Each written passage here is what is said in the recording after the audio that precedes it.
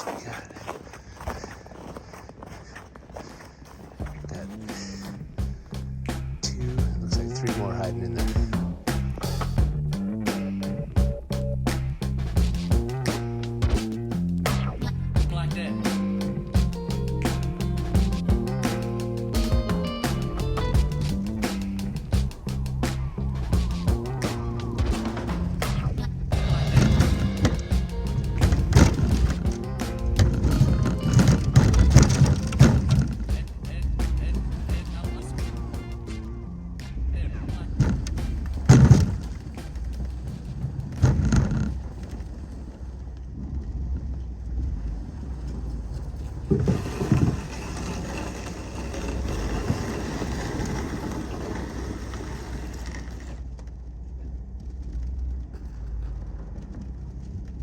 All right, well, there you have it. That was a workout in itself just to get these things dragged out. Unfortunately, these logs sat out all winter, or summer, I should say. And we had a wet summer too, so when I finally did get around to them, things like that were attached. Big old frozen blob. And so they're wet, now they're frozen. I have no idea how they're gonna cut. They probably have a bunch of rocks embedded in them, and it's gonna be hell on the chainsaw. But if we don't get them cut and put up now, we're gonna lose them. So that'll be the next step. We'll start bucking these, come up with a system, and then we're not gonna try to get them split. We're just gonna get them put in here for the winter and call it good. All right, cold start. Cold choke.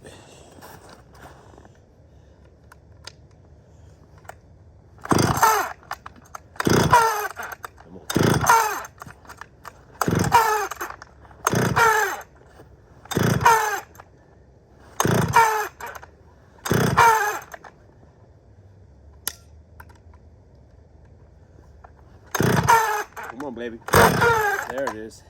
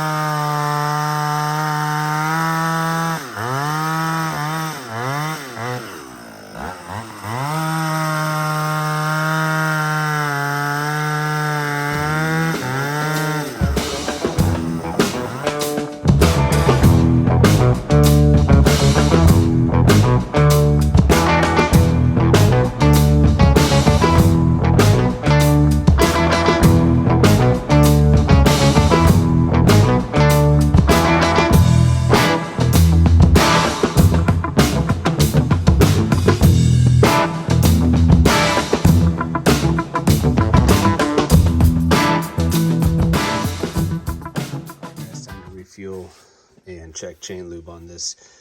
Just take a minute here to show you what I got for a saw. This is an oldie but a goodie.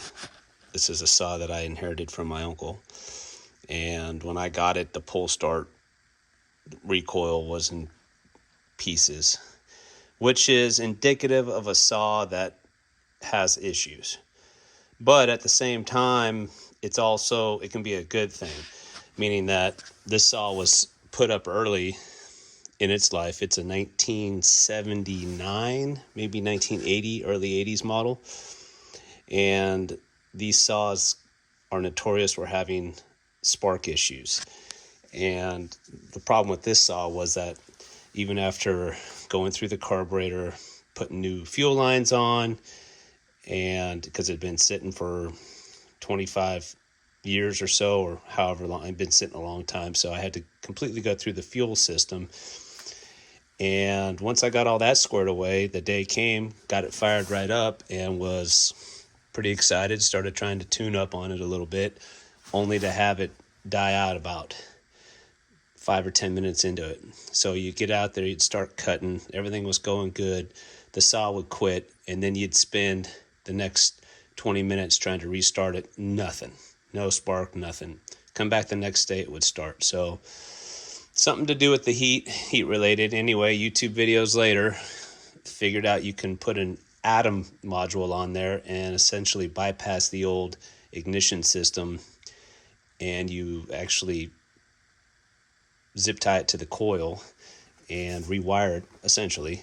And then this saw is now officially the best saw in the world. So I had to put a lot of time and effort into it. Of course, put a new bar on it at some point. The old bar was pretty rough, but that was after I used it quite a bit. I've cut down quite a few trees with it. And man, it's just a really solid running saw, even though it's over 40 years old now, or close to it probably.